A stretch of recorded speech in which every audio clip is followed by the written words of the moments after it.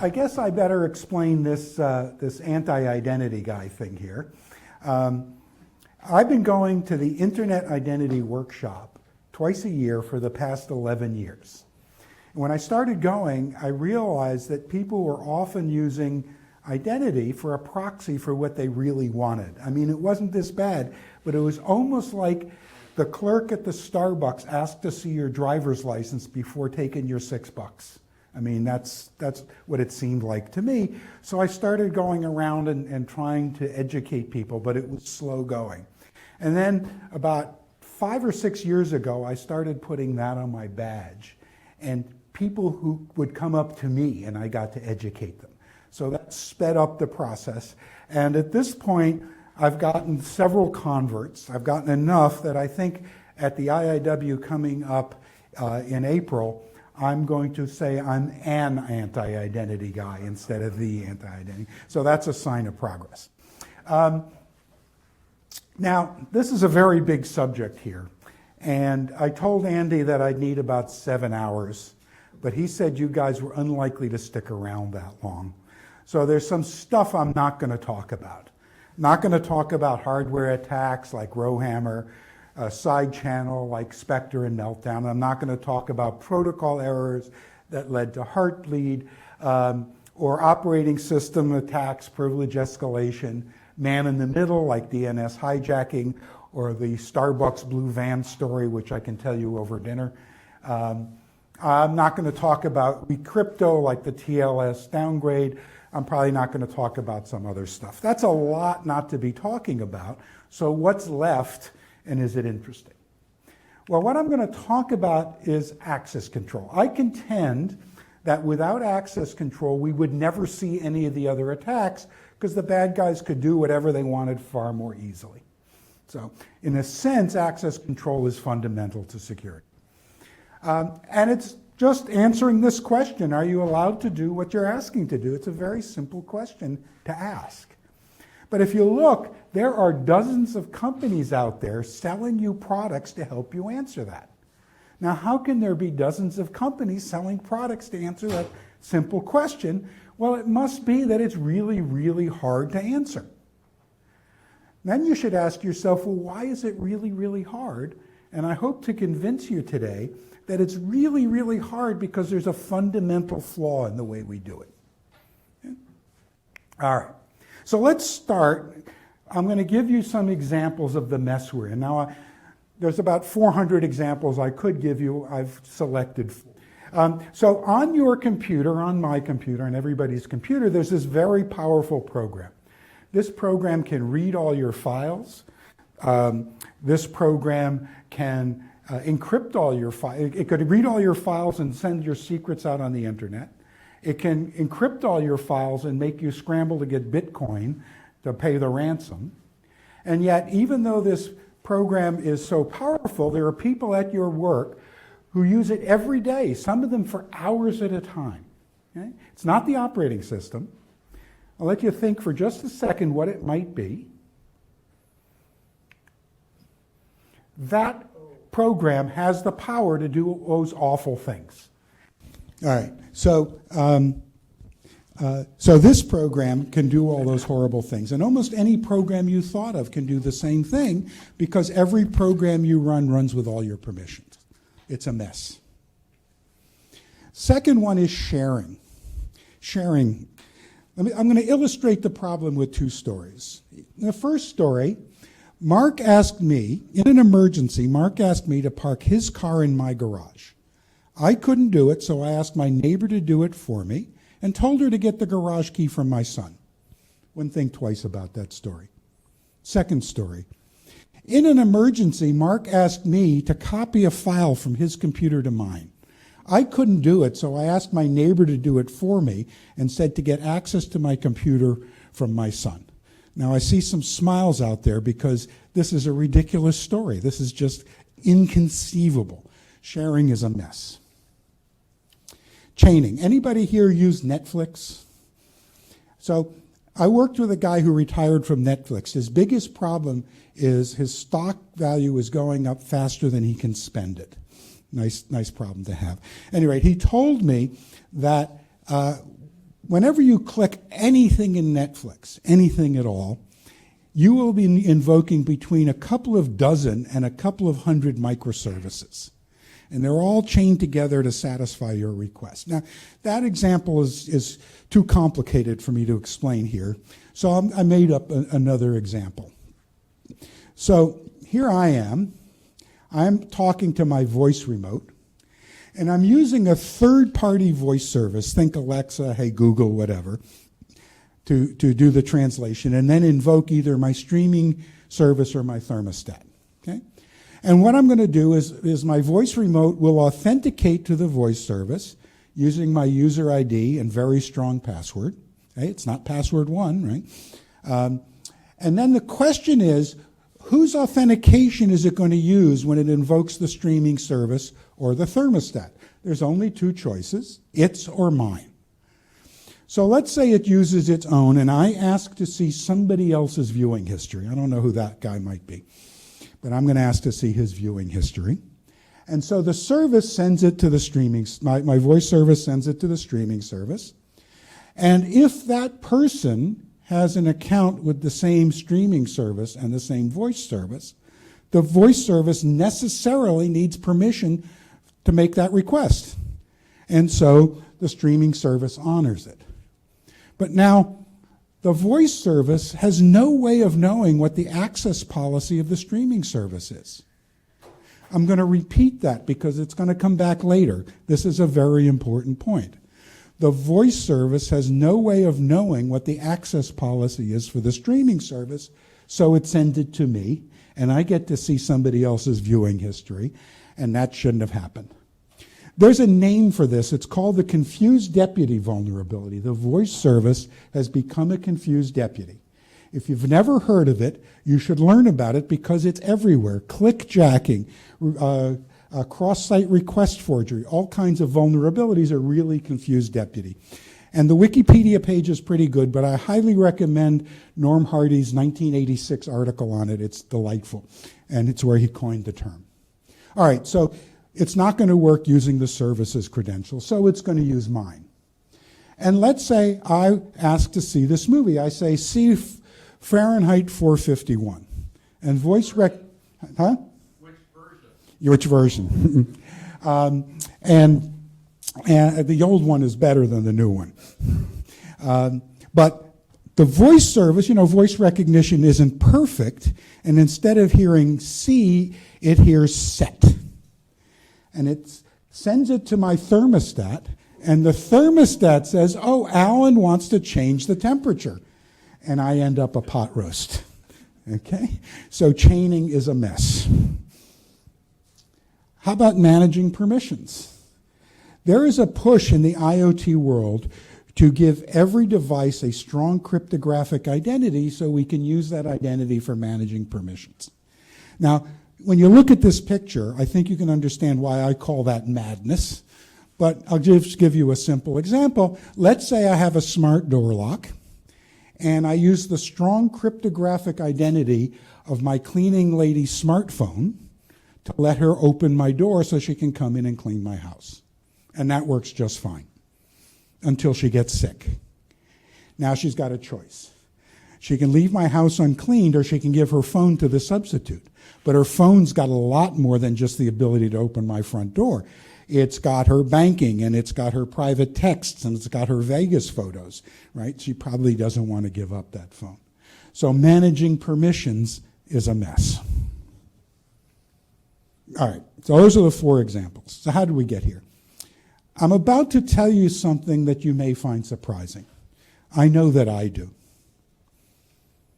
I'm old. Right? Every time I look in the mirror, I find that surprising, but I guess it's true. So what? Right. So what? How old am I? Well, I wrote my first computer program in 1963. One of the guys at IIW saw that, and he said, oh my God, that's the year my mother was born. I'm so old that my PhD thesis is on punch cards. And I brought some with me.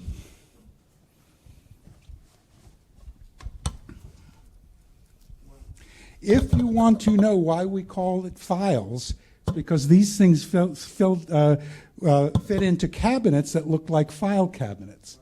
And if you want to know the file system, it's these lines we drew on the top to separate the various pieces. You can come up afterwards and get a closer look.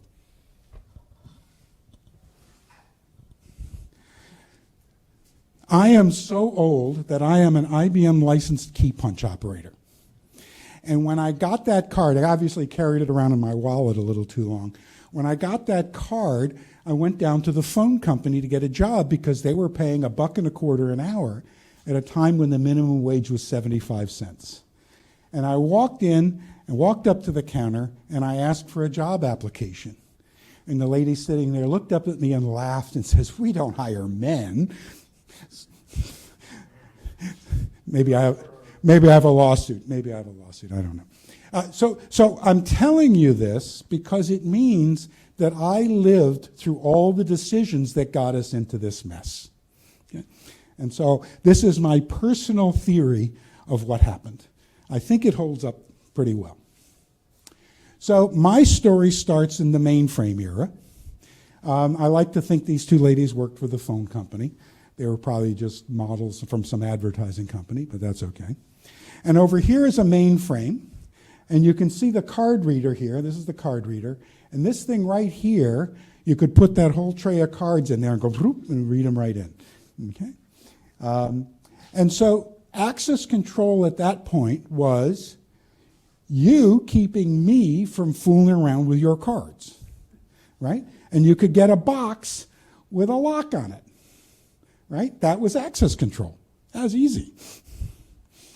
Well, time marched on. Machines got disks. Disks got big enough to hold your stuff and my stuff at the same time. And now we needed a way to keep us apart. Keep me from fooling around with your stuff.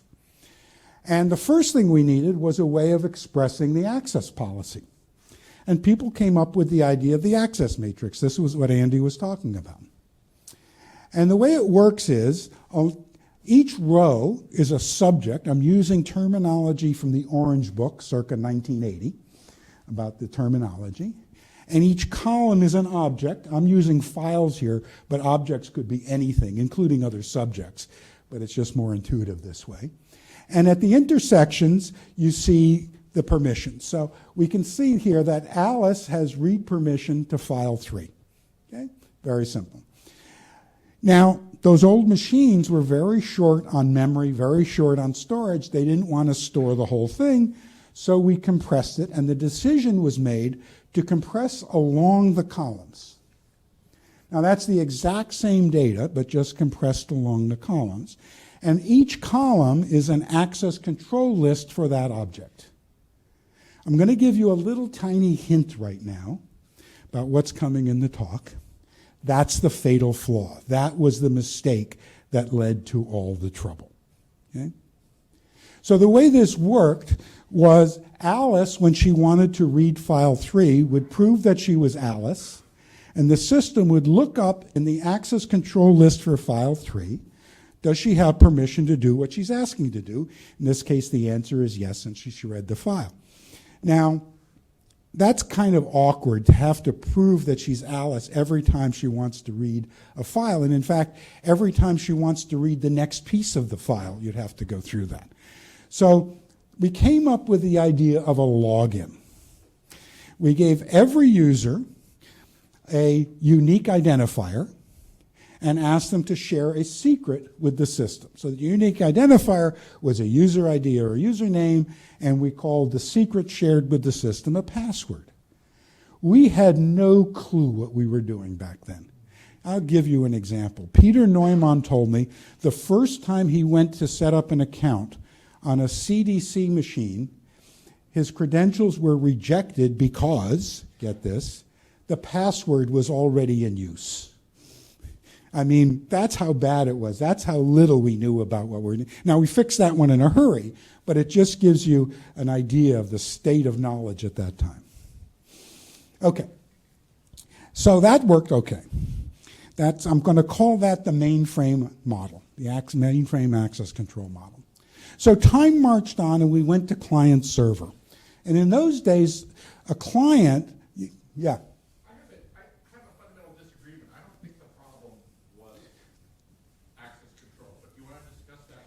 Well, let's take that on to the questions.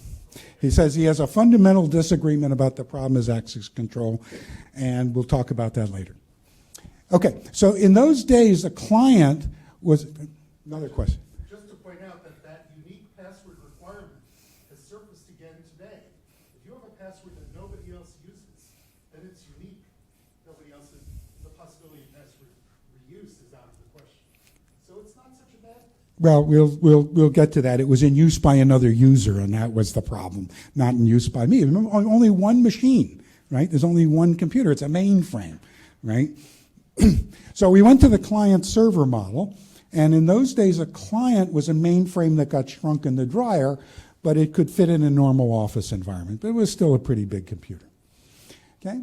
And we needed access control. And so what we did was we said, look, we got the mainframe model. Let's just extend it to the client.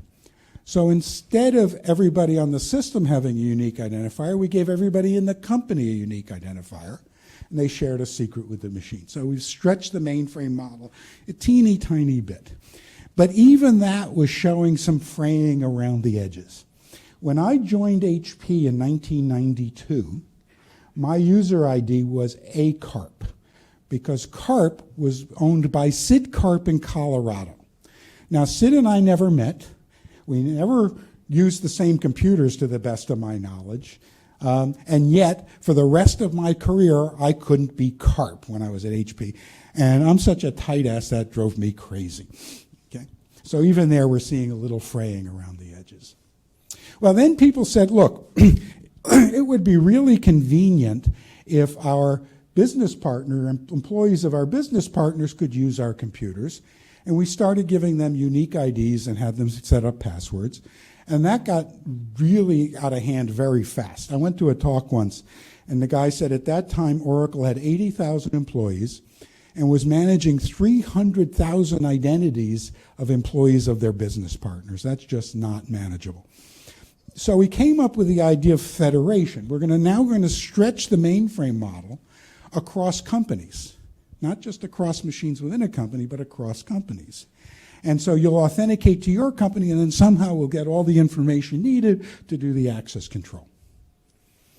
Here is the actual procedure for preparing one service in your company for use by employees of one business partner. Okay? That's the steps you go through. Is it any wonder that Ping Identity is profitable? Because they'll do this for you. Well, then we got to the internet. And so when you logged into Prodigy, when you set up an account at Prodigy, you got a unique identifier, right? And when you set up an account at AOL, you got a unique identifier, but they were different companies. So it was unlikely that you would have the same identifier at both, right? And then you shared a secret, your password, with them. And what they were doing is when you logged in to Prodigy, they were making you part of the Prodigy company. When you logged into AOL, they were making you part of the AOL company, but there was nothing to connect the two to know that you were the same. Okay? Well, you know where this led to, right? If you want to know why you have so many user IDs and passwords, it's because we extended the mainframe access control model to the internet. That's why. All right, time marched on, and we went to microservices. Now, I explained the microservices, and I explained why it couldn't work, but I also said Netflix uses it all over the place. So why am I contradicting myself? Am I obviously wrong? Well, remember what I said about that one phrase. The voice service had no way of knowing the access policy of the streaming service. So what we're doing, what Netflix does and what Facebook does and Google does and everybody does with their microservices, they run them all in the same trust domain. They run them all within their own company so they can know the access policy of all the other services they deal with. But that is a problem. There's a wonderful essay, I think it's 1956, Leonard Read, called iPencil. It's only a few pages. It's delightful. I recommend you read it. The point he makes is that nobody knows how to make a pencil. One company provides the graphite, another the wood, somebody else the eraser, a fourth one the little widget that goes around the top. Probably somebody else assembles all the pieces. Nobody knows how to make a pencil. And his point is that our economy fundamentally depends on that. Can you imagine if Netflix had to have a pencil-making department and Google had to have a pencil-making department and IBM had to have a pencil-making department? With knowing how to do all those pieces, mining the graphite, cutting the trees, all that stuff, all in-house. But that's what we are doing with our microservices because we're using the mainframe access control model. We can't outsource to take the benefit of the specialization that our economy depends on. I contend that this is not only a drag on the profitability of these companies, I think it's big enough to be a drag on the economy as a whole. All right, now we're getting to the world of IoT, okay? And we're going to have a gazillion devices. So I just want to ask you a simple question. I just bought your smart house, now what? Okay. If you want to know the problem of extending the mainframe model to IoT, try to figure out an answer to that question. All right, what are we going to do about it? Well, remember I told you about the fundamental flaw. So let's go back and undo that decision. We're still going to compress, but we're going to compress along the rows. It's still the exact same data, but now the way it works is when Alice logs into the system, she gets what's called a C list. I'll explain what that means in a minute. And when she wants to read file 3, she will simply say, do a read using the thing that's the second item in my C list. And that points to file 3, it designates file 3, and it authorizes access to it. So that's what she does. Okay? Now, the original paper, 1965, C stood for capability. But that word has been hijacked. It has too many meanings now, and it gets confusing. But since it refers to an object, we can call it an object. Remember the Orange Book, 1980s, subject and object, it's referring to objects, so we can call it an object capability. What is it? An object capability is an unforgeable, transferable permission to use the object it designates. That's it. Unforgeable, transferable permission to use the object it designates. So how many people here have ever used Ocaps? Have you ever taken your car in for service? Did you enter the driver's license of the mechanic in the access control list for your car? No, you handed him one of those, right? That is an unforgeable, transferable permission to drive my car. Every one of you has used an Ocap. You didn't even know it.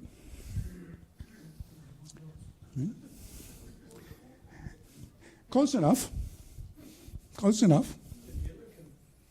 Yeah, you can. Close enough. Close enough. Right? I can't. Maybe you could, but I can't. Okay. It's a good example, but at the limit, there's a problem. Well, there's always a problem. So, for example, if I can hack the memory of the system with Rowhammer, I can forge memory references. So there's always. Yeah. All right, have you ever read or written a file on a computer?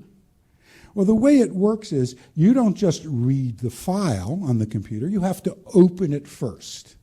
And that's when your permissions are checked, when you do the open, and you get back something called a file handle. A file handle is an unforgeable, transferable permission to read or write the file, depending on how you opened it, right?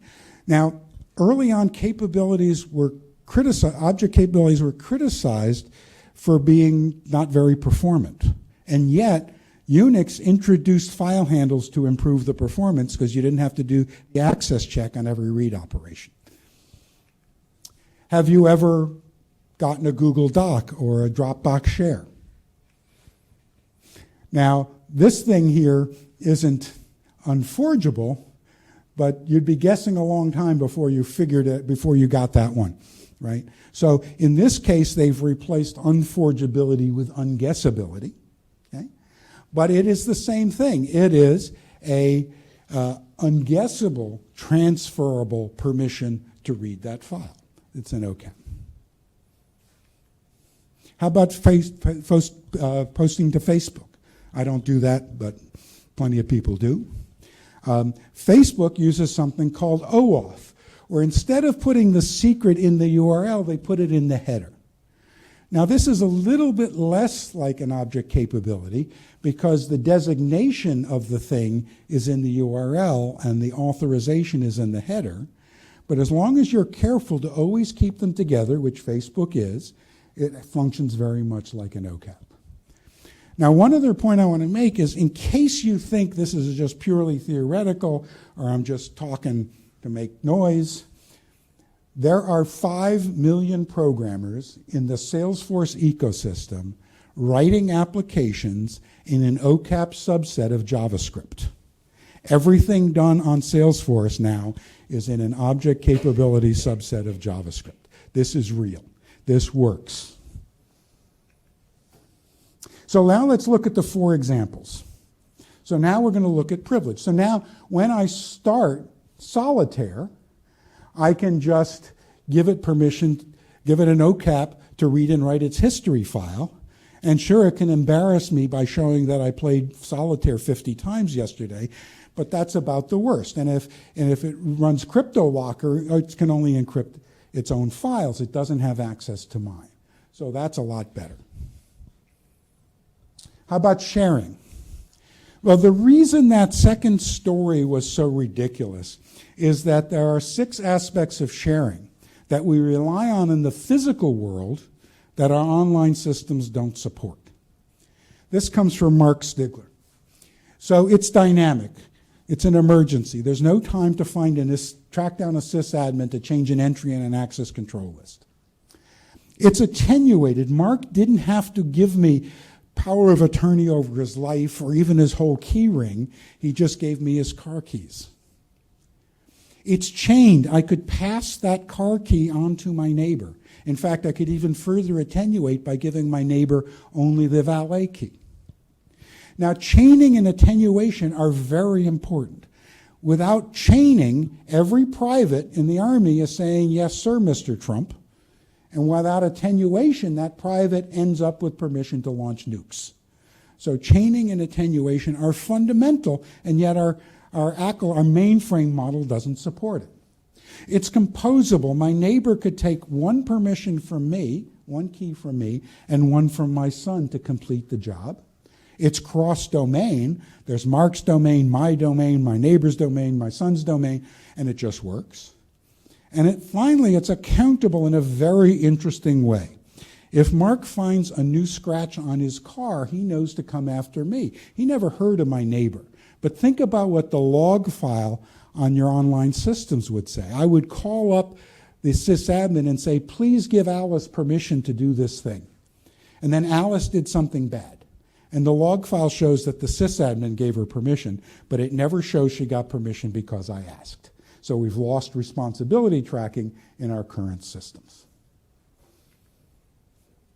So let's talk about chaining. Well, if I'm using Ocaps, I would just use my streaming service viewing history Ocap, and the streaming service would know that I don't have permission to get that guy's viewing history, so it fails, as it should. If my request to see this movie accidentally goes off to my thermostat says, well, I don't recognize that Ocap, I'm not going to do it, and I stay comfortable. So that just works. How did the fact that you were asking for a movie get mixed in there? Well, it could have been, there are any number of reasons it could have been missed. So the question is, how does it know that it's a movie? And the question was, and the answer is, there could have been any number of bugs or hacking in the voice service that caused it to misdirect the request. Okay? But my voice service sent it the viewing service Ocap. Sent it to the voice service. The voice service didn't have it. Let's save it for the questions, okay? I think I messed up my example is why, but we'll fix that later, okay? Now, what about IoT? Well, I want to tell you a story here. First of all, for the cleaning lady, it's very easy. She's got an Ocap on her phone. She can transfer the Ocap to the substitute, and everything just works. That's the easy part. Many years ago, I had been married about 6 months, and I knew the honeymoon was over. My bride said to me, "I'm mad at you." And I said, "Oh, hon, what did I do?" And she said, "Guess." Now, being new at the whole husband business, I guessed. And she said, "That too." Now, I learned from that 2 things. One is never guess, and I never guessed again. And the second one is don't anticipate objections from your audience. But I've broken that one a few times, and this is one of the times I'm going to do it. One of the objections to this Ocaps thing is how can people possibly manage all those fine-grained permissions? Just drive them crazy, right? Well, again, Mark Stigler had the key insight.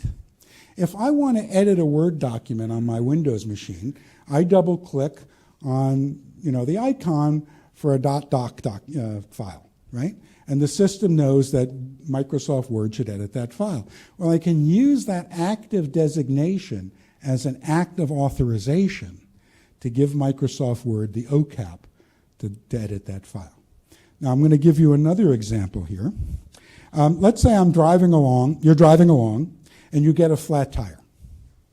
And today, what you do is you call AAA and you sit with your car until the tire's fixed. 35, 45 minutes on the side of the freeway. I've done it. Tomorrow, what you're going to do is you're going to go to the nearby Starbucks, because there's always a nearby Starbucks, and you're going to use your AAA app to get an object that represents your service call, and you're going to put that object on your IoT desktop. Okay? And AAA is going to say, "We need access to your spare tire." And so you're going to click on the icon for your car key, and you're going to drag the trunk label off to that icon. Okay? If your spare tire happened in the back seat, you draw the unlock instead of the trunk. And then AAA says, "We want to let you know when your tire's been changed." And so you click on the icon for your phone, and you drag the text label over. Okay? Now, AAA can take that Ocap for the trunk, transfer it to the company, and the company can transfer it to the exact driver that's going to change your tire. AAA will probably keep your phone information itself. When your tire is changed, they will text you, and then you know to go back to your car. It's all very nice. And when you click on the icon for the service call, you see everything you've delegated to it, drag it off the desktop, and all those permissions are revoked. That simple. Okay? I don't think managing fine-grained permissions is a problem because of this idea of combining acts of designation with acts of authorization. All right, how are we going to do this now? How are we going to get there? It's really very simple. We're going to start from scratch. We're going to throw away all our software. We're going to fire all our programmers. We're only going to hire new ones who program in Haskell and can tell you what the heck a monad is. Still waiting for that one. And then we'll just rewrite everything. And I see a lot of smiles. You don't think that's going to work, and probably not. So I think what we can do, though, is work backwards. IoT is the wild, wild west. Stuff is being rewritten all the time. Let's just restart with an Ocap framework instead of a mainframe framework, right? This is something we can do within a year. 30% of the devices will be Ocap, and within 5 years, they'll all be Ocap. Maybe not the refrigerator that you just bought, but most, in raw numbers, it will be virtually everything. Okay? Then let's look at the microservices. Now, we have a standard out there. OAuth bearer tokens, which is what I showed you, is a standard. There's plenty of companies using it. It's all over the place. If we use that as Ocaps for our microservices, now all of a sudden we'd be able to outsource them. We'd get the benefits of specialization that we're missing from the economy today. Moving down the list, let's do sharing. Well, sharing presumably is most important in a distributed environment. And so we can use something like the Google Docs or even OAuth 2 to get a good sharing model. Now, Google Docs and Dropbox don't have that. They made some mistakes. What happens when you try to use something like Ocaps, but you don't know you're doing Ocaps, you make mistakes. I did that in 1996. I reinvented object capabilities. I made some mistakes. Some of those mistakes were interesting, had interesting effects, but I still made some mistakes. And you see that in the way Google Docs and OAuth work. They made some mistakes, but we can still use them as Ocaps if we're careful. And then eventually we will move this into our operating systems. And there's plenty of work, the SEL4 work, kernel work, the Cherry work is doing a whole stack based on Ocaps. So there is a chance here that we can do this. Okay? By the way, on the standard apps running on your standard desktop, we were able to show that you can have the same user experience even with Ocaps. Mark Stigler did something called CapDesk, and it was almost the exact experience you'd have on Windows, and everything was Ocaps. So it doesn't have to change the user experience except at the margins. All right. Many years ago, I took a trip to London, way before there was Google Maps. And I went out one day just sightseeing, and I got lost. So I stopped and asked a flower vendor on the street how to get to my hotel. And she said something that explains exactly why this transition that we're going to have to make is going to be so hard. Love, she said, if I was going there, I wouldn't start from here. So, all right, well, that's the talk, and now I can take questions. I have two questions. Oh, thank you. Don't go away, because you're going to get the mic back. I'm stepping back just in case. Oh, no. The first question is, in the case of the cleaner, so the cleaner has an OCap that has a long duration, because that cleaner's coming once a week for many years. The cleaner gives that OCap to somebody else with the intention that it's a one-time use. How do you make sure that it's a one-time use? So this comes down to the question of revocation. How do you revoke these things? And you notice I haven't said anything about how you do it, right? There are many ways to do it. One way is like OAuth does with just these opaque strings. So what the cleaning lady could do in that environment, she could go to a service that I got the OCap from in the first place and say, please exchange this for one that will expire in a day, right? Another way to do this, that OAuth string could actually be a representation of a digital certificate. And so she could have her long-lived OCap, and she could say, create a new one. She wouldn't have to talk to anybody, just do it right on her own phone. Create a new one that's only good for a day. Or, since an OCap designates an object, my door lock, she could create a new one. She could go do this exchange and just get a brand new one and say, when she was feeling better, maybe she would be in the hospital for a month. She wouldn't want it to expire in a day. When she wanted to revoke the access to her substitute, she would just simply tell that door lock, don't honor this one anymore.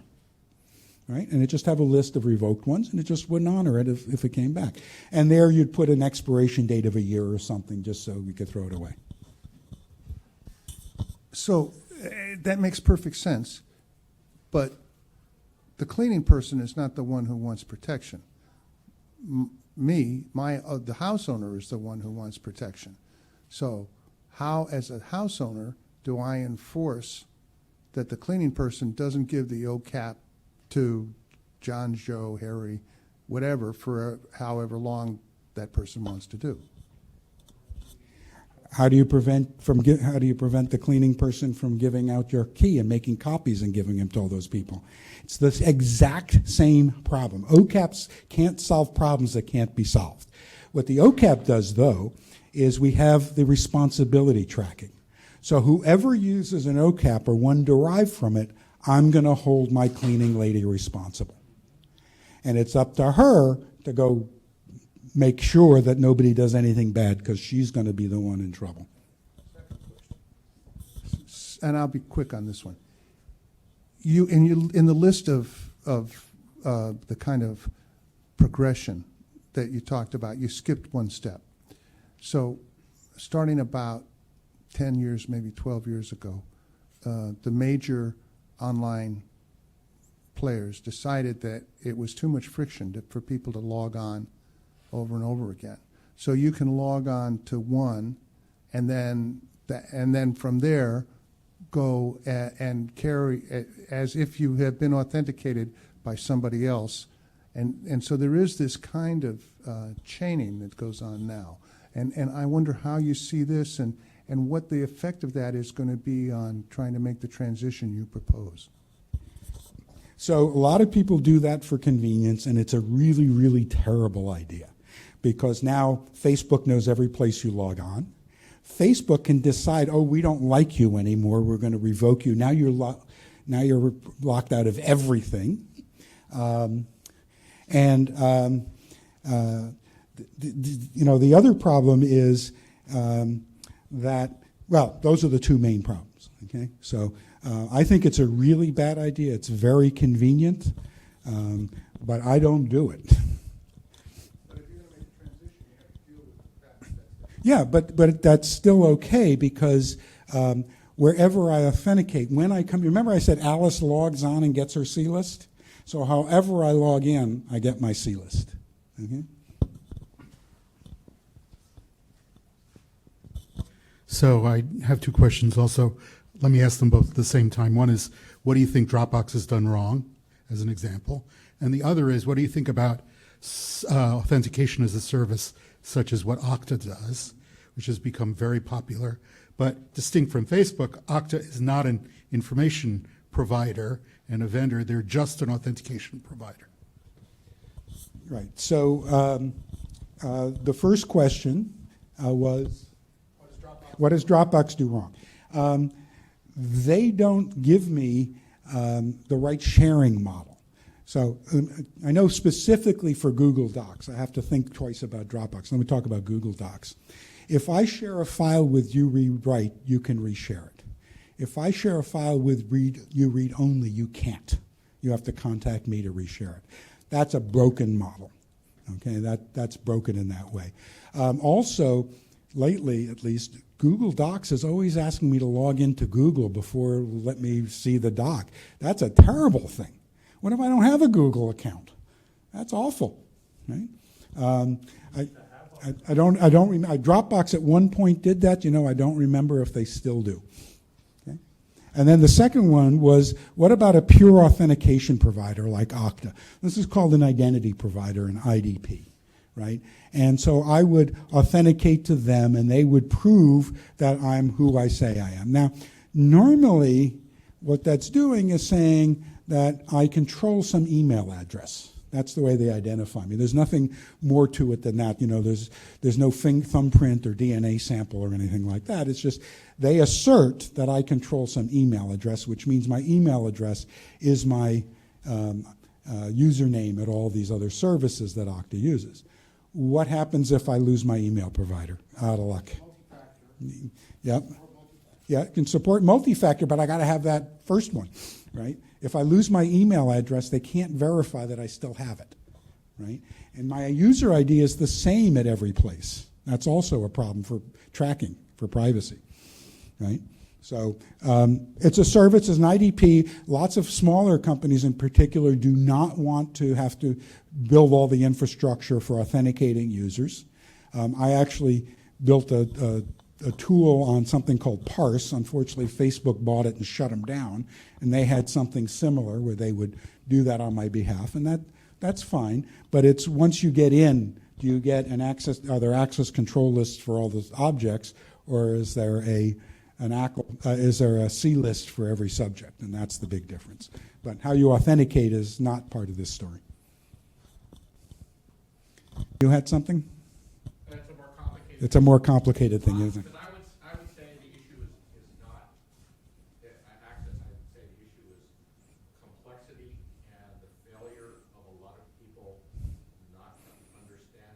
Okay, so the point is that the problem isn't so much the authentication in the access model as much as the complexity and the failure of people to recognize that complexity.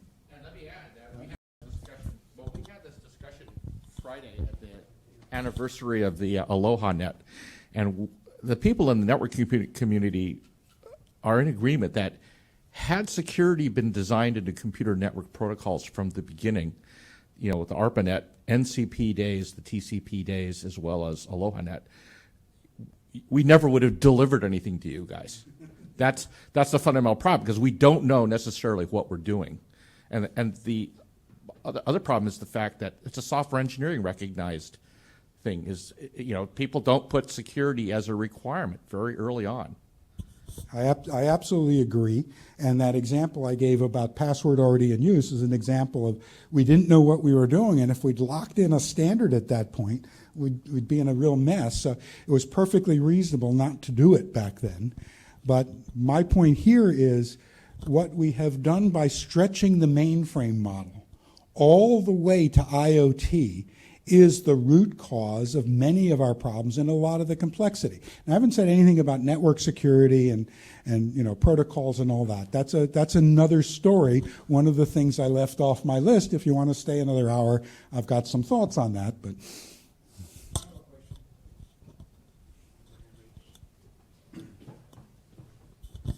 so that goes for everyone too. What's your opinion of identity services in zero trust environments? I think it's a wonderful idea. You shouldn't. I mean, the whole idea of Ocaps is it gives you that fine-grained control that you want. Think of the policy rules you have to have at every point in an authentication, in a mainframe type access control system. So one of my friends worked at PayPal, and they were using authentication mechanisms server to server. So every server got a digital certificate and would authenticate to the servers it was supposed to talk to, and they would verify that this was came from a valid place. And every time they stood up a new server, they'd have to update 87 ACLs on those other servers before it could come up.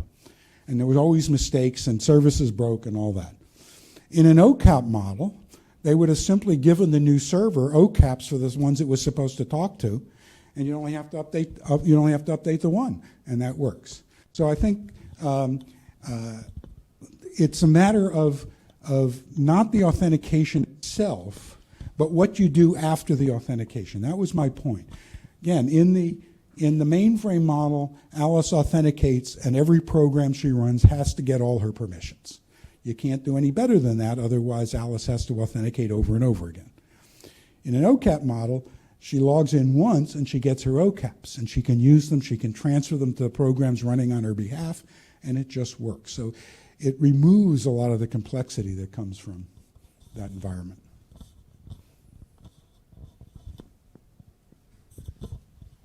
So back to the household key. Yeah. You said revoking certificate Ocaps and timing out and all that sort of stuff. Does that work? I mean, yeah. Well, how do I implement revoking certificates? Yeah, so each certificate has a unique identifier. That's standard in everything I've ever looked at. It's standard in SAML, it's standard in XACML, it's standard in the JSON Web Tokens. Everyone has a GUID, just a big random string, hopefully unique. So if I want to revoke one of those certificates, since the certificate itself says which object is supposed to honor it, I just tell that thing, don't honor this certificate anymore. That's it. Okay? Very simple. And now when it gets sent, it's revoked. The reason you might put a very long expiration date is so you don't have unbounded storage of revoked certificates. Okay? But the idea is because an Ocap designates an object, you know who to tell not to honor it. Okay? One of the mistakes the OAuth people made because they didn't know they were reinventing Ocaps is they had something they called a multi-audience token. I could get an Ocap token and not know who might honor it. And that breaks the Ocap model in a way that makes revocation very hard. And so they put in very short timeouts, lifetimes to live. They started with 5 minutes, and that was too short, so they went to a day and then to a week. Now they're typically a month, right? And shows the failure of trying to just use timeouts. You need an explicit revocation mechanism, and if you know exactly who might honor the token, you can tell them not to honor it. Now, the other thing is, who gets the right to revoke? That's interesting. And because we have the responsibility tracking, we can follow that chain. And so when I say to revoke, they just make sure I'm somewhere on that chain. And if I'm on the chain, it's revoked. And if it isn't, if I'm not, I don't have permission to revoke. So it just falls right out.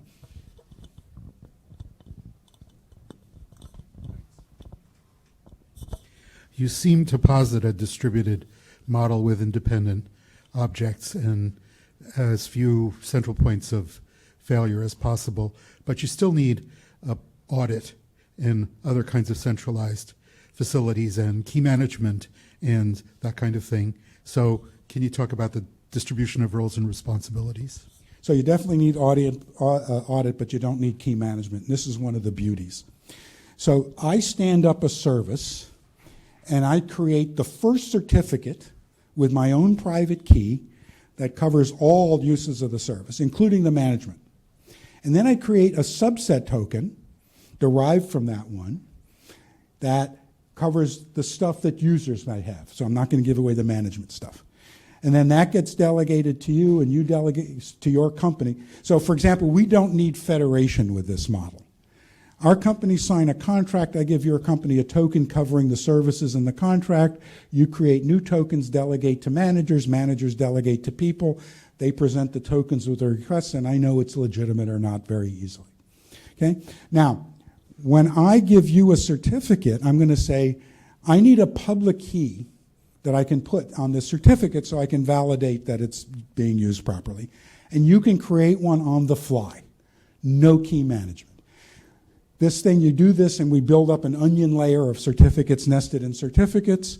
I unwind the thing until I see my own private key. No key management. And when your private key is compromised? When my private key is compromised, that's a reason to have lifetimes on the certificates. But remember, I can revoke the certificate, not the key. Today, I have to revoke somebody's key. Right? I've given it to something that a certificate authority asserts is yours. But that's used for many purposes. That's a disaster for you, right? Here, I'm revoking a one-off key. It's much simpler. We built it. So does your approach mandate a third party to make the whole system work? Does there have to be an authority that provides this service to make this whole thing work? No, there doesn't. I mean, I could do it myself. As I said, I can create a certificate out of whole cloth that covers my service. I can ask you for a one-off public key and hand it to you. No third party involved. Now, there are places. So, for example, OAuth is designed for users sitting at browsers. And users sitting at browsers don't want to see random strings. So they have a service that does it for them. But that's optional. I can certainly generate an Ocap. So, for example, in the Salesforce work, when I create a new resource, I create an Ocap for it. Just in the code right there, it's just a JavaScript reference. That's an Ocap. And I can pass it around. I can even send it to other JavaScript objects. So, no, you can use one if you want, but it's not necessary. And in fact, it's probably less necessary. Now, on the audit, this is particularly interesting, and this is where the responsibility tracking comes in. Because we can't do a proper audit today. We don't know why an admin made a change in an access control list. With Ocaps, we can follow the responsibility tracking, so I contend we get meaningful audits instead of what we have today.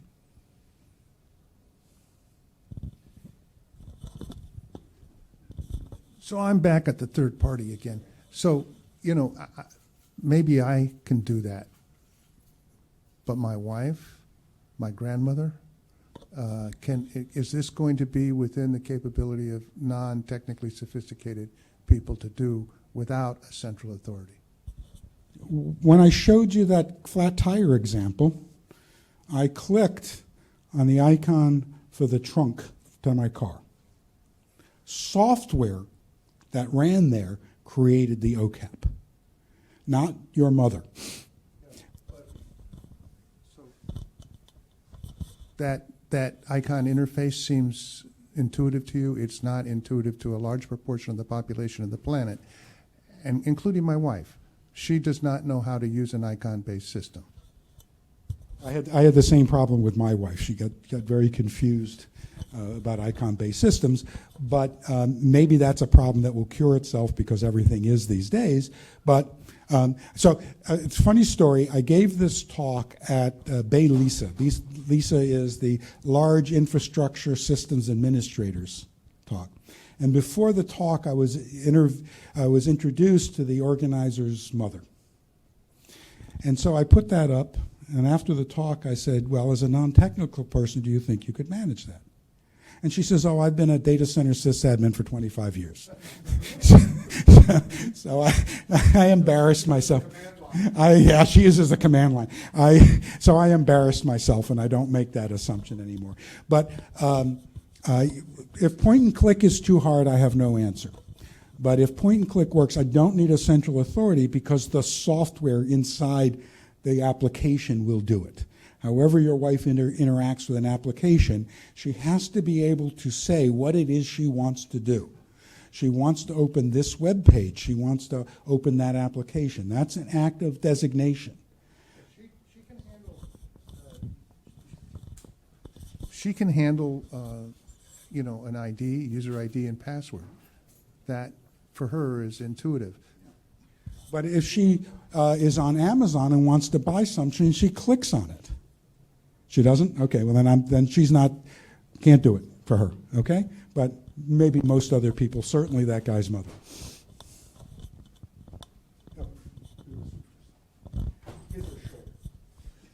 So back to key revocation and things. You lose your private key and you want to revoke everything.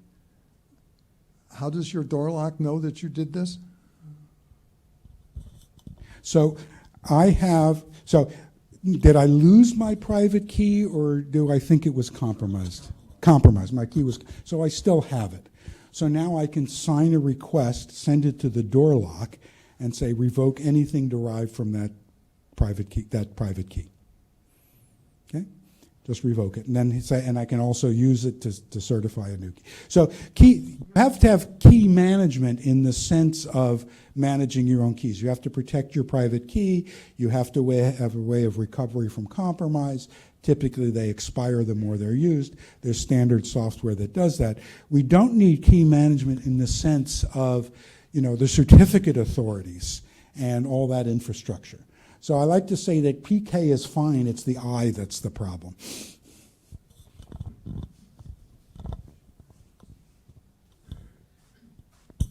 You were just talking with the guy who worked for the company that brought us icons to the world, by the way. I just wanted to add something about the icon thing as a historical note. And it's the fact that you used to work for, as did he at one time, IBM and DEC, who in the past asserted, well, we're going to speak to our computer or type to our computer in natural language, and then artificial intelligence will obviously voice recognize all our commands and our intents. And Doug Engelbart in particular was particularly perturbed because certain people in the so-called artificial intelligence community, because Les Ernest isn't here today to bring an issue with that, we don't have that stuff, and yet people claim we have artificial intelligence. So just a side note for language. Yeah, well, talking to the computer would be really annoying with you because you're always working on your computer while I'm speaking. And so, now this came up when my kid was in 4th grade. They didn't want to teach them cursive. And we said, well, who's going to sign the checks? And they said, oh, we'll take an X. Well, how are they going to take notes when they get to college? Oh, they'll talk to their computers. Can you imagine a lecture hall with 300 students all talking to their computers to take notes? It's ridiculous. So there's going to be some non-voice interaction with the device. Maybe it'll be, Yeah, maybe it'll be a brain reading system. Well, just as a note, it turns out there was a PDA in 1990, which was in fact a voice activist called Voice. Yeah. And the nice thing is it had an alternate thing whereby if you couldn't speak, you could still access your data. But we'll talk about that. Yeah, so you're saying there was a PDA that had voice recognition with a backup if you couldn't speak. So all of this revoking things depends on time working. The timing out things depends on time. And checking things that expire and things. You got any ideas on how to make sure time is correct on everybody? Time doesn't have to be correct on everybody. It just has to be good enough on the object, the place where the object resides. Okay? So, in fact, the way I implemented timeouts was I had a daemon that would revoke the capability when its clock said to. And it was only the daemon's clock that mattered. So I didn't have this problem of distributed clocks and times. And I made a terrible mistake once with makefiles and local time. I was working on a distributed supercomputer, New York, Texas, and San Jose, and I did make, and everything built. And I said, make again, and 2/3 of the stuff built again. And I said, make again, and 2/3 of the stuff built again. And then it was 5 o'clock, so I went home. I came in the next morning, I said, make, and nothing built. Well, the timestamps were, the files were marked with local time, not GMT, and so I made a mistake with time. So I'm sensitive to those issues, but that's the way I implemented timeouts. Yeah, but if it times out on your machine and you want to talk to the door, that assumes that the network is working. Yeah, that's one reason why, I mean, if the network isn't working, I can't revoke anyway. There's always a race between the decision to revoke and in a distributed system and the actual revocation. And lots of things can make that shorter or longer. I can't fix that. But if you wanted to revoke somebody's public key or you wanted to revoke and take an entry out of an ACL, you'd have the exact same problem. So Ocaps don't cure cancer. They don't solve all problems in distributed systems, but they simplify access control is my contention. So on revocation again. So if I understood you correctly, you said if I think my key is compromised, then I can go to the door and tell it not to accept any Ocap derived from that key. Derived from that Ocap. So, Well, wait a minute. Let me get to my question. So how can the person who has the entity that has compromised my key also send a message to the and then I'm locked out, and how do I recover? yeah, that's a problem. I can't solve that one. Tough luck. Ocaps don't solve that problem. If you lose your key, you're in trouble. You got to have other mechanisms to protect yourself. You could have a backup key. You could have an emergency key that's kept in a locked vault offline, like all the big vendors do, and that's your emergency key that says, the door lock will recognize it, and that's permanent, and it never goes away or whatever. I mean, but these are standard mechanisms anytime you're using public keys. So I have nothing extra to say about that. Wherever you want to protect. Where's your private key stored? Wherever you want to protect it, however you do it today.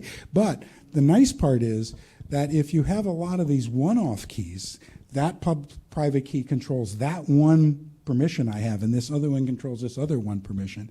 If one of them gets compromised, I haven't lost my whole life, unlike if it's a certificate authority and my one and only key and everything's tied to it. I've been concerned, about what happens in emergency services type situations with power failures and networks going down, and how does this survive fail-soft? Yep, that's a real problem. I was on the emergency evacuation squad when I worked at IBM, and the question was, in an earthquake, do the doors to the computer room fail open or fail locked, right? It's a useful discussion. right? I don't think Ocaps changes that at all. You've got to have, in fact, the place where it's really important is in medical. So let's say we built the whole system for doing electronic medical records managed by Ocaps. Okay? Well, what happens if you go into the emergency room, you know, you're in the swimming pool and you don't have your smart card with you with your keys on it to delegate? Well, there's a break glass mechanism, right? And it's carefully audited and blah, blah, blah. So, but Ocaps make no difference on that one way or the other. All right? Okay? Thank you.